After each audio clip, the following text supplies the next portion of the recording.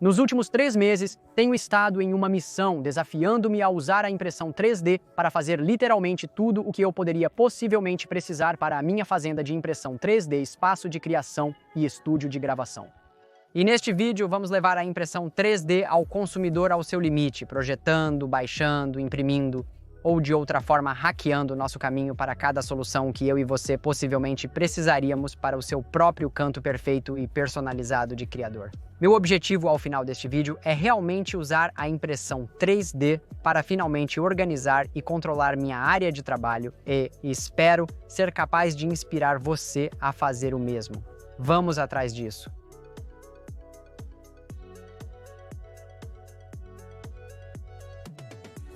Então, primeiro de tudo, isso não vai ser um vlog de oficina porque vocês deixaram bem claro da última vez que esses tipos de vídeos não são super interessantes para vocês.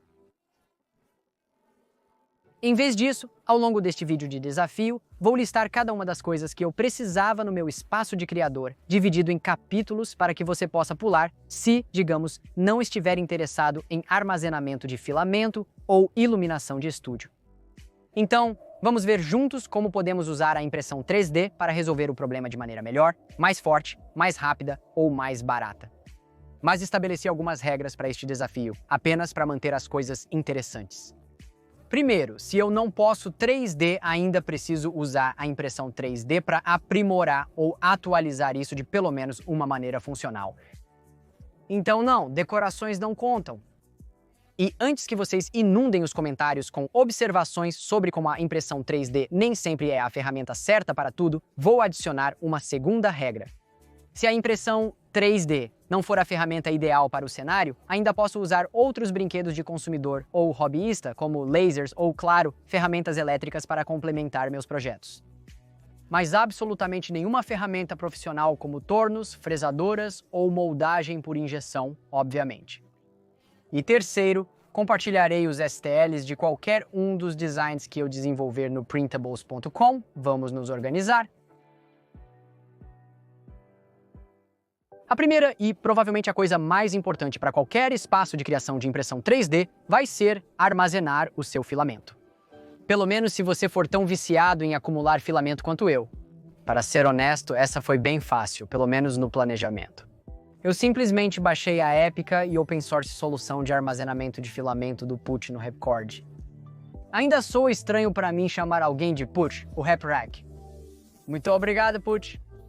Isso envolveu cortar e montar frisos franceses na parede e imprimir em 3D suportes para segurar os tubos de 19 mm.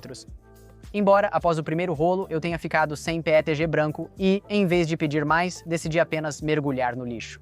Nesse ponto, encontrei uma enorme cômoda antiga, que me forneceu a madeira compensada, não apenas para este projeto, mas para alguns outros que estão por vir.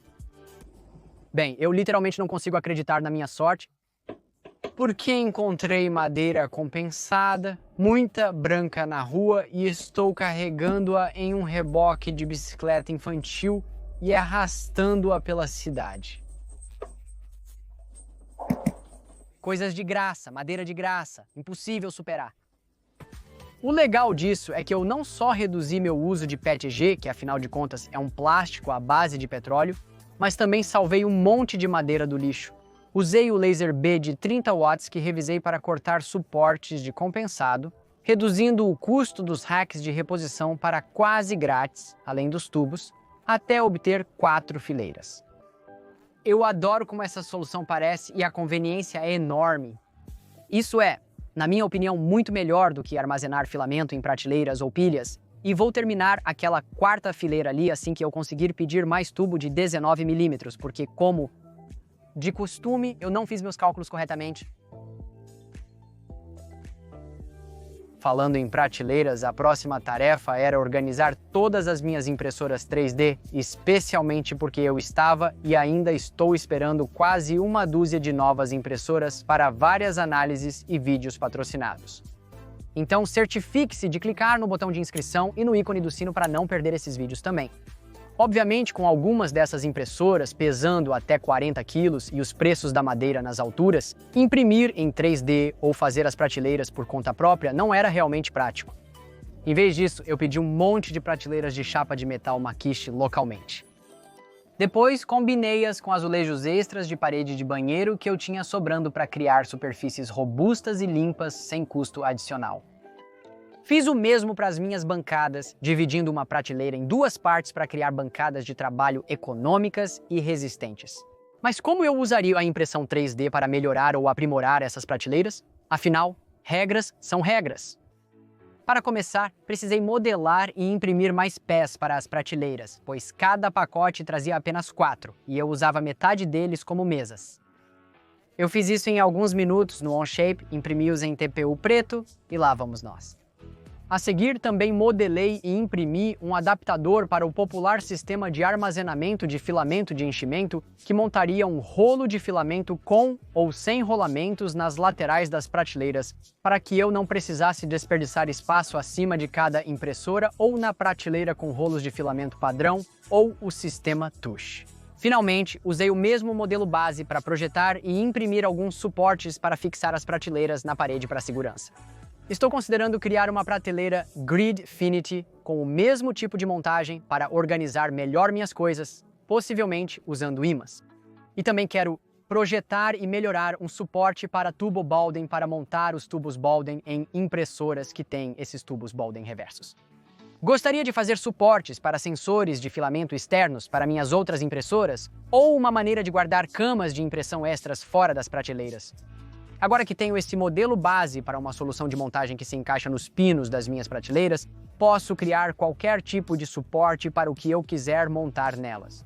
Então deixe um comentário abaixo e me diga se você tem alguma outra ideia. A seguir, era hora de organizar todo o meu hardware variado, ventiladores, peças de impressora e assim por diante. Considerei construir meus próprios armários ou prateleiras, mas ocupado demais, pedi uma caixa de ferramentas com 2 prateleiras vazias. Fui idiota e não verifiquei as dimensões, então fiquei decepcionado quando essa coisinha minúscula apareceu. Então eu sabia que teria que ser inteligente em maximizar meu espaço verticalmente. Para isso, sem surpresas aqui, usei meu velho amigo familiar Gridfinity para imprimir placas de base não apenas para as próprias gavetas, mas também para o topo, que ainda não colei e montei, apenas para que eu possa tirar as coisas e montá-las e movê-las quando estiver usando o carrinho. A propósito, é neste ponto que preciso dar o primeiro de provavelmente alguns agradecimentos à equipe da Bambu Lab, que soube que eu estava assumindo este desafio e concordou em me enviar como 4 grandes remessas de seu filamento de super alta qualidade para o projeto, variando de PLA fosco para as caixas de Gridfinity até ABS, fibra de carbono, nylon e até mesmo algum policarbonato para alguns dos próximos capítulos mais adiante no vídeo. Serei honesto e direi que já tinha muitas dessas caixas de Gridfinity que imprimi antes e que trouxe do meu escritório em casa.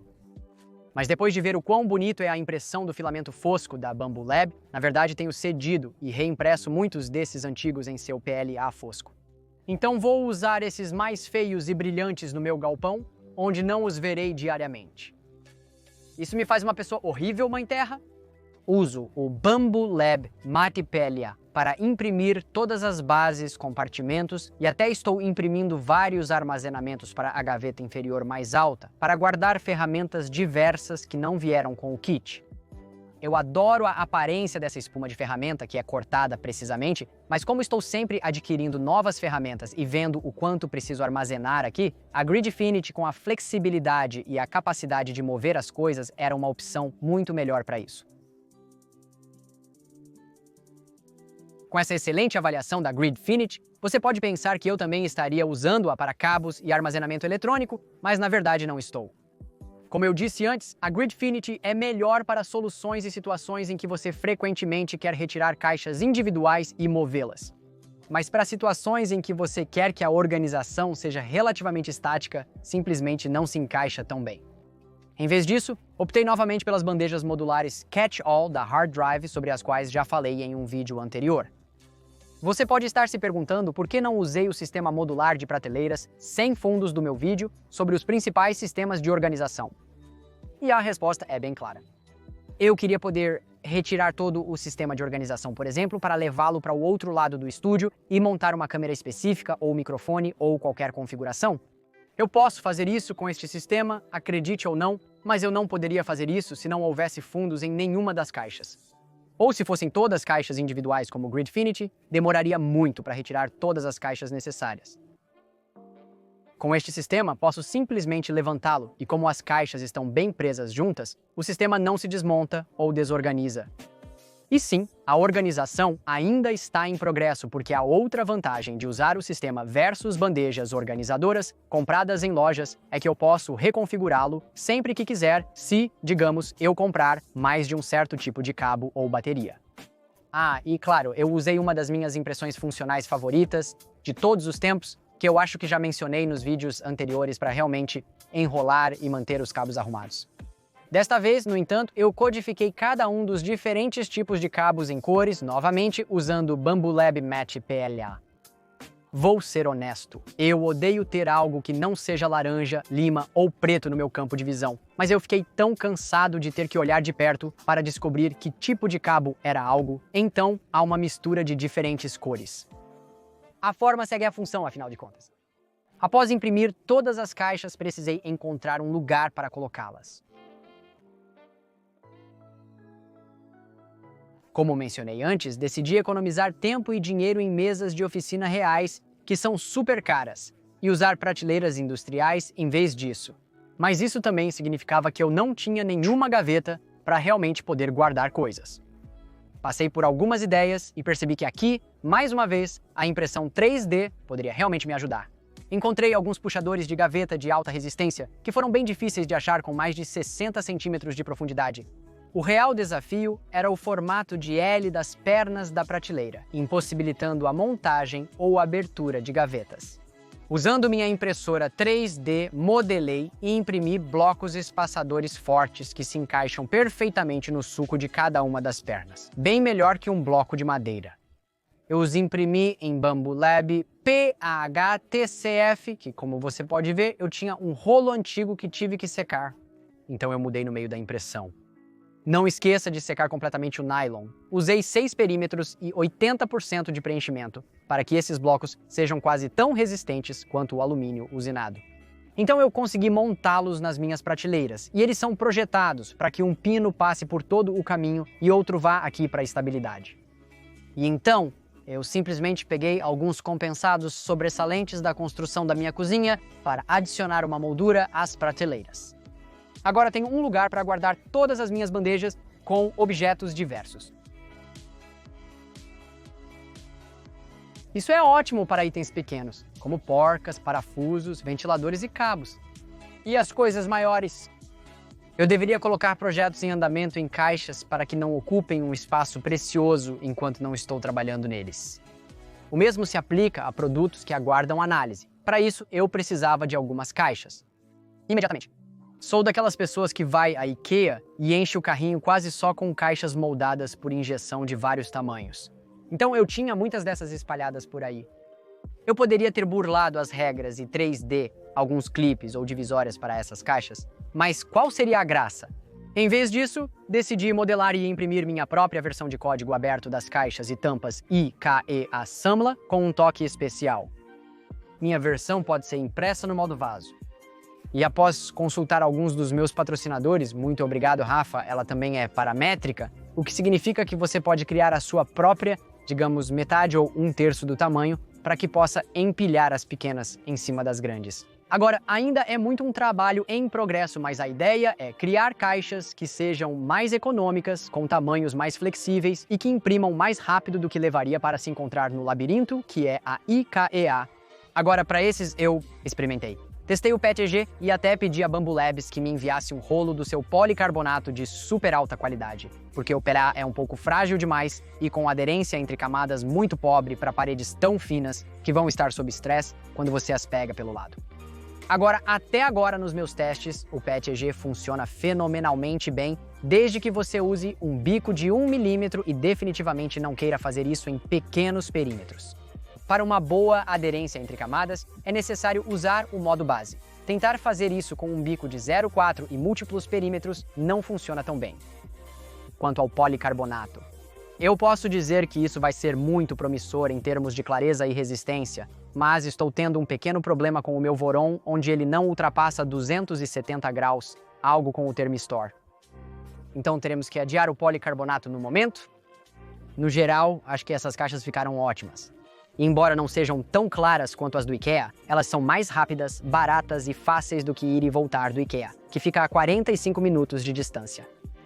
Planejo imprimir mais dessas caixas de armazenamento menores sempre que precisar. Além disso, estou esperando a chegada de uma impressora quadrada de 500 mm em breve, então fique ligado. Espero poder imprimir algumas dessas caixas de tamanho médio muito em breve. Nenhum de vocês vai se surpreender com o que vem a seguir, embora possam se surpreender com o quão pouco progresso eu fiz nisso. Apesar de ter praticamente todas as minhas bases de armazenamento cobertas entre prateleiras, banheiras, caixas, bandejas e gavetas, ainda queria adicionar uma parede de favo de mel ao meu fundo principal, pois fica bonito e se tornou minha assinatura nos vídeos anteriores filmados em casa. Além disso, eu tinha a teoria de que adicionar uma parede de favo de mel adicionaria alguma difusão de som, ajudando a reduzir o eco neste pequeno recanto de onde eu gravo. Para esta parte da construção, decidi pintar as paredes de preto primeiro para que o contraste não ficasse muito forte. Depois, usei rolo após rolo de PLA preto fosco de bambu. Fiquei grato por vir em pacotes de recarga, pois isso significava que eu não dependia da reciclagem local de plástico para me livrar dos carretéis. E também me poupou muitas idas à lixeira de reciclagem. E para aqueles de vocês que estão se perguntando, eu calculei o preço por metro quadrado de armazenamento de ferramentas para estes versus a versão da IKEA. E estes não só usam menos plástico, mas também são mais baratos e feitos de bioplástico renovável, sem mencionar que são muito mais flexíveis, já que você pode obtê-los no tamanho exato das suas paredes.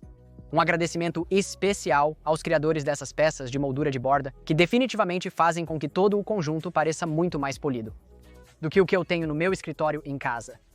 Embora eu saiba que está um pouco torto, outro agradecimento a este usuário no Printables, que descobriu que você pode usar o AMS para empilhar esses e imprimir um após o outro, permitindo que a impressora funcione durante a noite.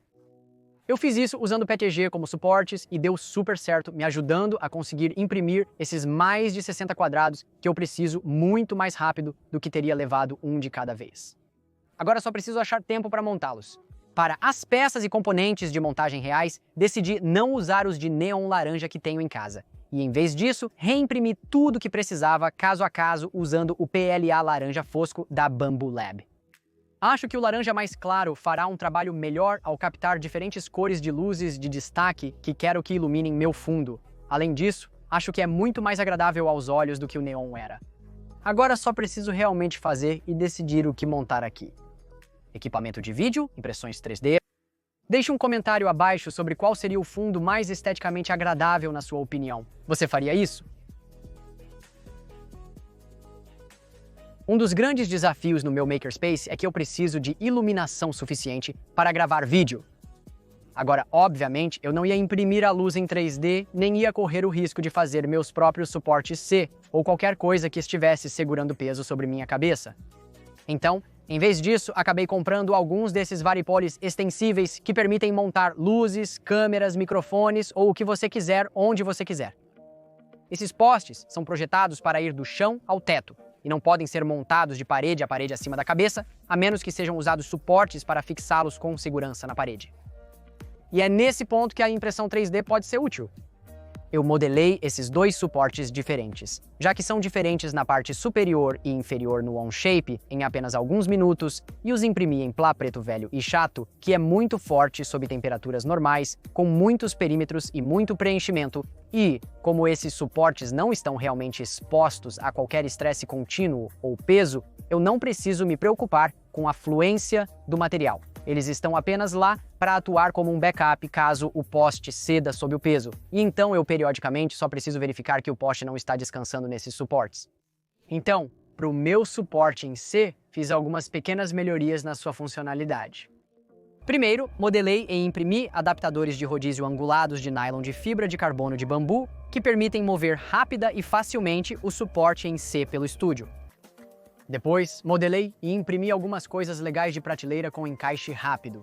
Assim, posso guardar adaptadores e estojos de lentes em um local seguro e memorável quando não estou usando. Adoro a impressão 3D por causa desses pequenos tipos de soluções. Literalmente, não faço ideia de como teria comprado ou criado algo assim se não tivesse uma impressora 3D. Ok, imprimir 3D foi fácil, mas é possível imprimir uma serra de mesa em 3D? Sim, não. Mas definitivamente podemos melhorá-lo. No momento, não tenho um sistema adequado de extração de poeira e tenho que confiar neste aspirador de pó de oficina ruim até que eu possa justificar o gasto de algo maior. Infelizmente, esses dois não têm o mesmo diâmetro de mangueira e, novamente, eu tenho que dizer o que as pessoas comuns fariam em situações como essa. Eu tive que pensar comigo mesmo o que eu teria feito 4 anos atrás nesta situação e tenho certeza que a resposta seria fita adesiva. Hoje, no entanto, eu apenas abri o Onshape, projetei a coisa toda em segundos, incluindo adicionar um pequeno afunilamento à borda da manga e imprimi em TPU. E pronto, tenho um adaptador hermético entre a serra de mesa e meu aspirador de pó de oficina, badabum. A seguir, temos painéis acústicos nas paredes e no teto, porque o eco neste porão é realmente muito horrível agora. Mais uma vez, fui salvo pela minha aventura de mergulho em lixeiras, e muitas das caixas só tiveram que ser cortadas de gavetas antigas. Eles até foram pintados de branco, pelo menos os painéis do teto e tudo mais. Considerei imprimir em 3D suportes de 90 graus para o interior, mas não foi necessário. Usar a impressão 3D apenas por usar pareceria forçar a barra neste caso.